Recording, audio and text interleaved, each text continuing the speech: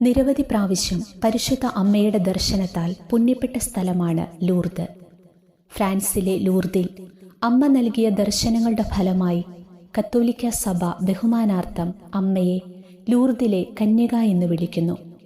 അങ്ങനെ ലൂർദ് ലോകത്തിലെ തന്നെ അറിയപ്പെടുന്ന പുണ്യഭൂമികളിൽ ഒന്നായി മാറി.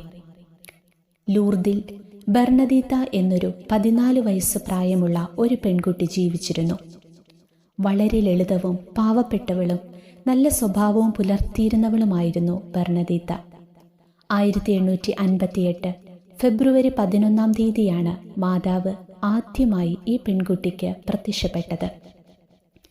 ഇങ്ങനെ തുടർച്ചയായുള്ള ദർശനങ്ങളിലൂടെയാണ് ലൂർദ് ഒരറിയപ്പെട്ട ഗ്രാമമായി തീർന്നത്. ബർണദീത്തായും അവളുടെ സഹോദരങ്ങളും കൂടെ വിറക് ശേഖരിക്കാൻ കാട്ടിൽ പോയി.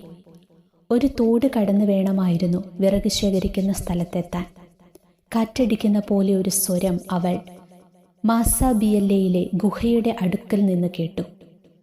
ആ ഗുഹയ്ക്കുള്ളിൽ അവൾ അതീവ സുന്ദരിയായ ഒരു യുവതിയെ കണ്ടുമുട്ടി.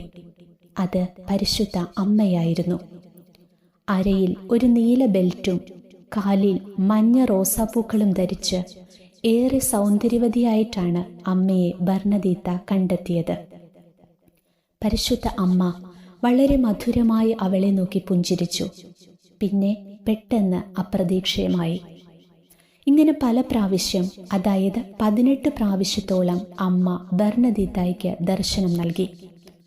ഫെബ്രുവരി 24 വീണ്ടും അമ്മ ദർശനം നൽകി. ബർണദീത്ത നിൽക്കുന്ന സ്ഥലം ചൂണ്ടിക്കാണിച്ച് അമ്മ പറഞ്ഞു, കൈകൊണ്ട് ഇവിടെ ഒരു കുഴി കുഴിക്കണമെന്ന്. അപ്രകാരം തന്നെ പ്രവർത്തിച്ചപ്പോൾ അവിടെ നിന്നും ഒരു ഉറവ പൊട്ടിപ്പുറപ്പെട്ടു. അവിടെ ഒരു ഗ്രോട്ടോ പണിയുവാനായി ആവശ്യപ്പെട്ടു.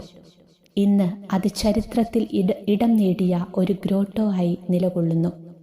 ഇപ്പോഴും പുണ്യജലം അതിൽ നിന്ന് ഒഴുകുന്നു. അനേകം രോഗശാന്തികൾ ഈ പുണ്യജലം കുടിക്കുന്നതിലൂടെ ഉണ്ടാകുന്നുണ്ട്. ഈ ഗ്രോട്ടോ സന്ദർശിക്കുന്നത് വഴി പാപത്തിൽ നിന്നുള്ള മോചനം ലഭിക്കുന്നു. ഇങ്ങനെ പല പ്രാവശ്യമുള്ള ദർശനത്തിൽ ബർണദീത്ത അമ്മയോട് ചോദിച്ചു, അമ്മ ആരാണ് എന്ന്. അതിന് അമ്മ നൽകിയ മറുപടിയായിരുന്നു, ഞാൻ അമലോത്ഭവയാണ് എന്ന്. ബിഷപ്പ് ഈ സ്ഥലം സന്ദർശിക്കുകയും ഇത് സത്യമാണ് എന്നും ദർശനങ്ങളെല്ലാം എന്ന് സ്ഥിരീകരിക്കുകയും ചെയ്തു.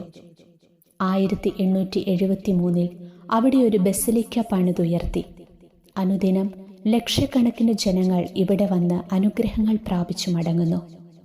9ാം ദർശനത്തിൽ ലോകത്തിൻ്റെ പാപങ്ങൾക്ക് പരിഹാരത്തിനായി പ്രാർത്ഥിക്കുവാൻ മാതാവ് ആവശ്യപ്പെടുന്നുണ്ട്. ഇത് എടുത്തു പറയേണ്ട ഒരു കാര്യമാണ്. 1879 35-ാം വയസ്സിൽ ബർണദീത്ത എന്ന പുണ്യവതി മരണമടഞ്ഞു. മരിച്ചു വർഷങ്ങൾ കഴിഞ്ഞിട്ടും പുണ്യവതിയുടെ ശരീരം അഴുകാതെ അവശേഷിക്കുന്നു. ഇന്ന് ലൂർദിൽ അവൾ പ്രാർത്ഥിക്കാൻ ഉപയോഗിച്ച കസേരയും പ്രാർത്ഥിച്ച അൾത്താരയും കിടന്ന മുറിയും കാണാൻ കഴിയും. 14 വയസ്സു മാത്രം പ്രായമുള്ള ഒരു കുട്ടിയുടെ ആഴമായ വിശ്വാസവും പ്രാർത്ഥനാ ജീവിതവും ആഴമായ ദൈവസ്നേഹവുമാണ് ഇതിനെല്ലാം വഴിതെളിച്ചത്. നമുക്ക് ലൂർദ് മാതാവിൻ്റെ മാധ്യസ്ഥ്യം തേടി പ്രാർത്ഥിക്കാം.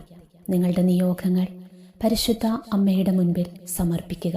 അമ്മ അവയെല്ലാം ഈശോയ്ക്ക് കൊടുത്ത് ഈശോയിൽ നിന്ന് അനുഗ്രഹങ്ങൾ വാങ്ങി നൽകട്ടെ. നമുക്കൊന്നിച്ചു പ്രാർത്ഥിക്കാം. പരിശുദ്ധ മറിയത്തെ അമ്മയായി സ്വീകരിക്കുകയും കുരിശിൻ ചുവട്ടിൽ വെച്ച് ലോകത്തിൻ്റെ മുഴുവനും അമ്മയായി ഞങ്ങൾക്ക് നൽകുകയും ചെയ്ത യേശുനാഥ, ഞങ്ങൾ അങ്ങയെ സ്തുതിക്കുന്നു. കാനായിലെ കല്യാണ വിരുന്നിൽ അമ്മയുടെ മാധ്യസ്ഥതയാൽ അത്ഭുതം പ്രവർത്തിച്ചതുപോലെ ഇന്നും ലൂർദിലും മറ്റു സ്ഥലങ്ങളിലും അമ്മ വഴി നടന്നുകൊണ്ടിരിക്കുന്ന നിരവധിയായ അത്ഭുത രോഗസൗഖ്യത്തിനും മറ്റെല്ലാ അനുഗ്രഹങ്ങൾക്കുമായി ഞങ്ങൾ നന്ദി പറയുന്നു. യേശുനാഥ, ഞങ്ങളുടെ ഇല്ലായ്മകളിലും വല്ലായ്മകളിലും പരിശുദ്ധ അമ്മയുടെ സാന്നിധ്യവും സഹായവും നൽകണമേ. ഞങ്ങൾക്കിപ്പോൾ ആവശ്യമുള്ള ഈ അനുഗ്രഹം, നമ്മുടെ നിയോഗങ്ങളെ നമുക്ക് മൗനമായി സമർപ്പിക്കാം.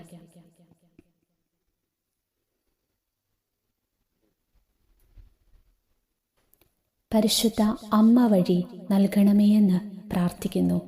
ആമേൻ. പരിശുദ്ധ ലൂർദ് മാതാവേ, ഞങ്ങൾക്ക് വേണ്ടി അപേക്ഷിക്കണമേ. 1858 മാർച്ച് 25 മംഗളവാർത്ത തിരുനാൾ ദിവസം ബർണദീത്തായ്ക്ക് കാണപ്പെട്ടുകൊണ്ട് മാതാവ് പറഞ്ഞു, ഞാൻ അമലോത്ഭവയാണ്. 1854 ഡിസംബർ 8 9 പിയൂസ് മാർപ്പാപ്പ പരിശുദ്ധ മറിയത്തിൻ്റെ അമലോത്ഭവം ഒരു വിശ്വാസ സത്യമായി പ്രഖ്യാപിച്ചിരുന്നു. ആ പ്രഖ്യാപനത്തിനുള്ള സ്വർഗത്തിൻ്റെ അംഗീകാരമായി ഈ ദർശനം കണക്കാക്കപ്പെടുന്നു.